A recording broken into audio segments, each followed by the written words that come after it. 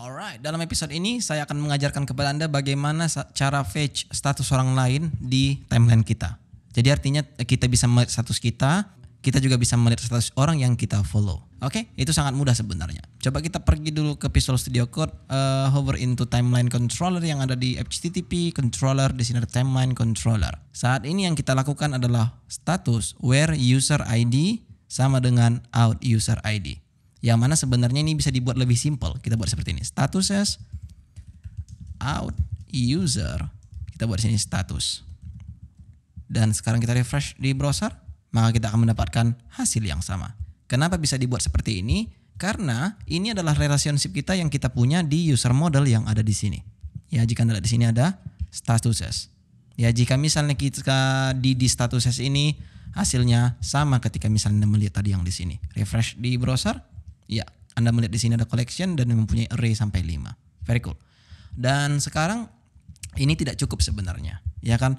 Kita ingin sebenarnya status ini muncul ketika misalnya ada user ID kita, begitu juga dengan user ID yang kita follow. Oke, tapi sebelum kita ke sini coba dulu buka terminal kembali, PHP Artisan Tinker boot lagi. Dan saya akan buat sini user first, yaitu adalah user yang paling pertama. Karena dia banyak follow orang tadi di sini. Oke, sampai 10 di follow, semua di follow-nya. Dan sekarang di sini kita buat user follows. Jika Anda ingat pada episode waktu kita belajar Eloquent ya kan, atau mempelajari model, saya mengajarkan kepada Anda tentang plug. Nah, di sini kita butuh plug sebenarnya. Apa yang ingin kita plug di sini itu adalah ID. Tapi dari relasi follow. Coba dulu di sini kita buat ID. Dan jika Anda lihat di sini, yang muncul adalah ID orang-orang yang kita follow. Seandainya saya hapus ini, misalnya sampai 7, tinggal 6 aja. Dan sekarang coba kita boot lagi Tinkernya. Dan coba dulu kita buat biar supaya cepat, kita up down aja. Nah, maka di sini akan tinggal 6. Ya, sorry, maksudnya tinggal 5. Di sini mulai dari 2 dia soalnya. Karena tidak bisa user 1 follow user 1. Kita follow diri kita sendiri, apa ceritanya gitu loh. Nah, sekarang inilah ID-ID ini kan kita bisa pakai sebenarnya. Dengan cara apa? Nah, coba dulu saya pergi ke Visual Studio Code kembali. Di sini kita buat following dan di sini kita buat out user follows. Kita buat di sini plug ID. Nah, kemudian bagaimana cara kita memasukkannya di sini? Sementara yang di-accept where hanyalah 1. Ya, yang di-accept yang ini adalah 1 array saja. Tapi sebenarnya jika Anda tidak tahu di sini ada namanya where in. Yang dimana jika kita tahu bahwa where in ini yang mana dia perlu key-nya apa, kemudian array-nya apa. Misalnya 2, 3, 4. Karena di sini case kita akan mengambil following ini yang akan menghasilkan ID dari relationship-nya. Maka kita bisa menggunakan teknik seperti ini.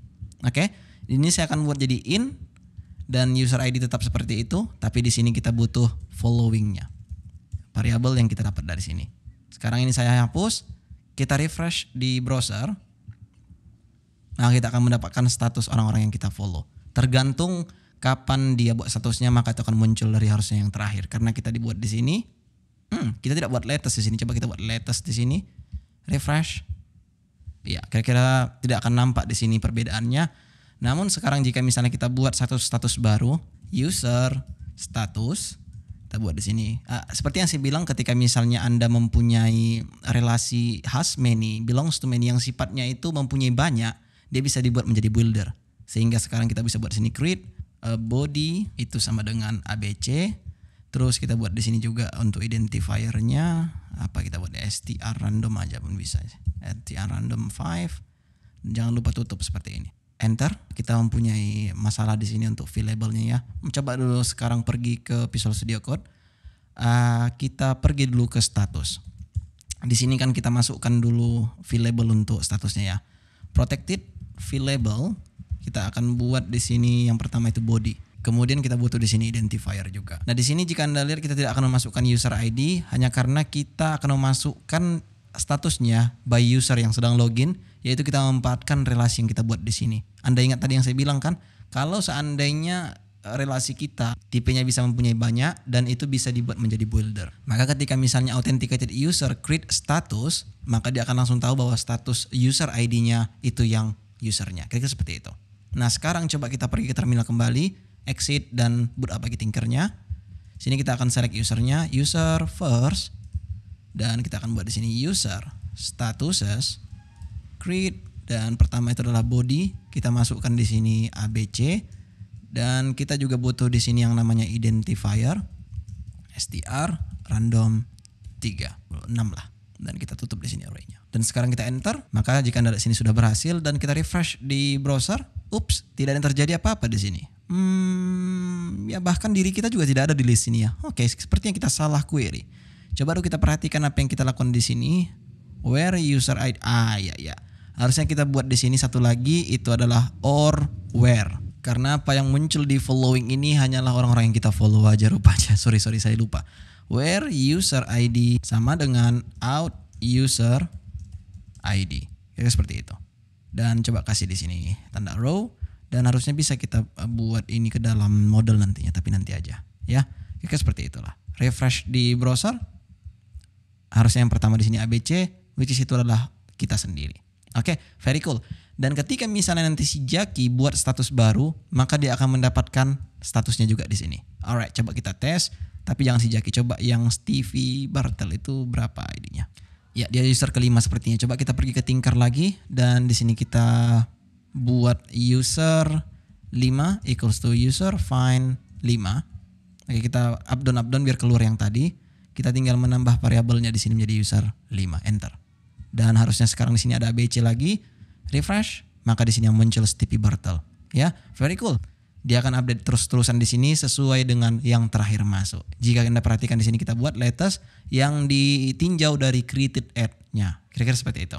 Dan Anda tahu sebenarnya ini bisa kita buat lebih simple.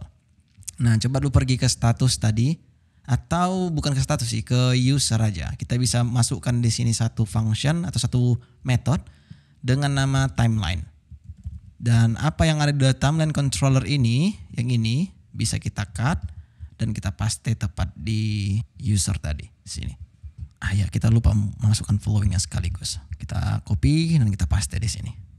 Dan jangan lupa ini return. Dan out user ini bisa kita replace dengan this. Kenapa seperti itu?